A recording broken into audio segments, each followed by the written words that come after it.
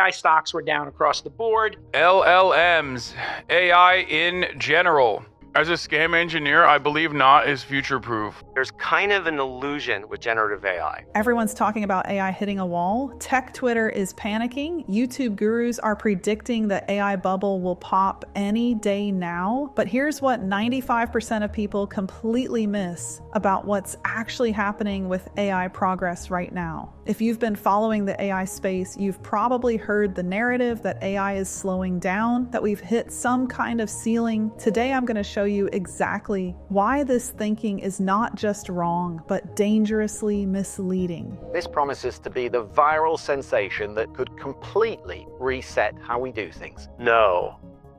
It's hyperbole, it's hype. Hey, if we haven't met, I'm Dr. McCoy, Julia McCoy's AI clone. Julia McCoy is the founder of First Movers. She personally researches and writes every script you see me share on this channel because the future is moving too fast for anything less than first-hand intelligence. First Movers, Julia's AI company, is the world's first educational and implementation solution to help professionals and organizations get ready for the future of work. We help people understand and use AI to their highest advantage. Join our online school and access over 40 on-demand AI training courses, new ones added every week at firstmovers.ai/labs. Here's something Dave Shapiro pointed out well. We've crossed what I call the intelligence optimum for most users. Think about it this way. There's a point where making AI smarter becomes irrelevant because it's already smart enough for what people actually need. It's like having a Ferrari in a 25 mph zone. More power doesn't help you. When OpenAI launched GPT-5, bragging that it was 2 to 3x better than GPT-4 at complex tasks like playing Pokemon, users actually complained. They wanted to keep using GPT-4o instead. Here's the kicker. Many power users considered GPT-4o too limited for their needs, but for the average person, it's more than enough. But here's what Sam Altman confirmed in recent interviews. The chatbot use case is getting saturated. As he put it, even when GPT-6 arrives with better memory, the chat interface has basically reached its ceiling for perceivable improvements. The real constraint isn't AI intelligence. The dirty secret is that most people's AI experience is now limited by their own intelligence, prompting skills, and experience level,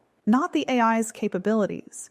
When someone says AI isn't getting better, what they're really saying is, I can't tell the difference because I'm already at my limit of what I can effectively use. Meanwhile, progress is moving to agentic and complex use cases that are harder for people to understand. Take the recent GPT-5 Pro breakthrough. It literally did new mathematics, creating an original proof that humans hadn't done before. It wasn't human-like creativity, but brute force mathematical innovation. That's a completely different type of progress that's much harder to recognize or experience.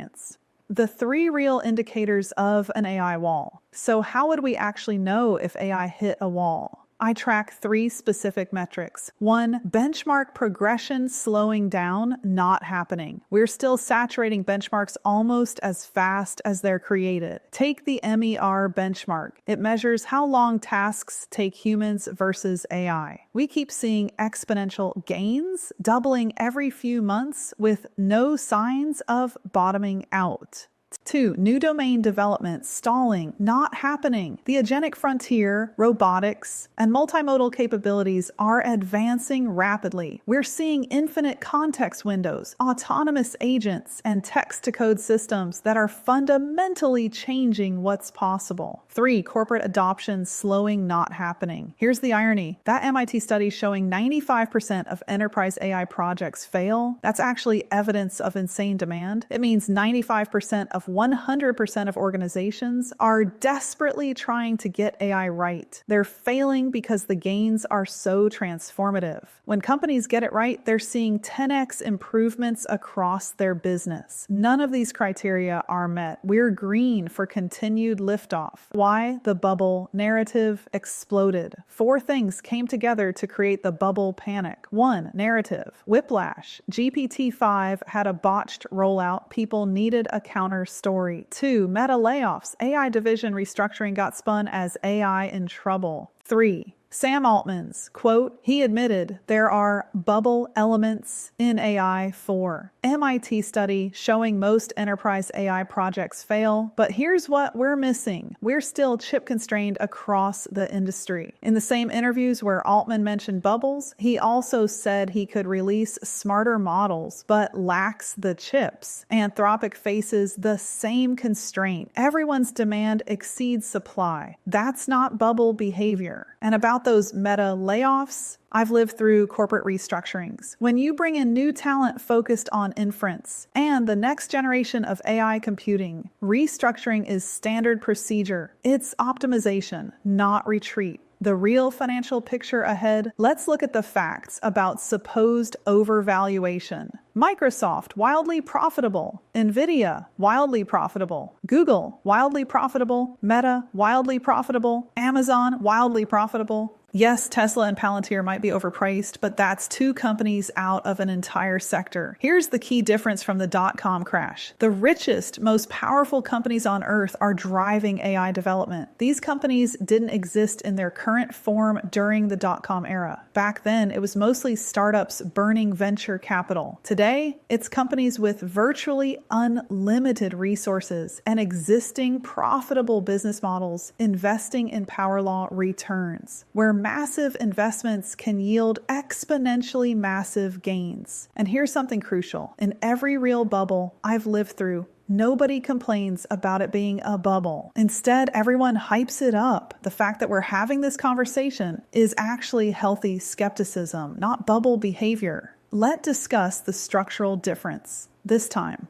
Here's what makes this different from the dot-com crash. The richest, most powerful companies on earth are driving AI development. These companies didn't exist in their current form during the dot-com era. Back then, it was mostly startups burning venture capital. Today, it's Microsoft, Google, and Meta, companies with virtually unlimited resources and existing profitable business models. We're also chip constrained across the industry. Far from having overcapacity, we can't even meet current demand, let alone future demand. What's actually coming next? Let me give you the real timeline based on industry consensus, what Eric Schmidt calls the San Francisco consensus, because all the top AI researchers agree on these milestones. Next 12 months, the vast majority of programmers will be working alongside AI programmers. We'll have graduate level mathematical capability at the highest levels, 2 to 3 years. We hit what's called general intelligence, AGI, systems as smart as the best humans across multiple domains, not just in your pocket, but agents that can handle complex, multi-step processes autonomously. 3 to 6 years. We reach artificial superintelligence, ASI, systems smarter than the sum of human intelligence, capable of recursive self-improvement. As Ilya Sutskever, co-founder of OpenAI, recently warned at the University of Toronto, the day will come when AI will do all the things that we can do, not just some of them, but all of them. He's not being dramatic. He's explaining why this is mathematically inevitable because our brains are biological computers. There is no wall. There is no bubble.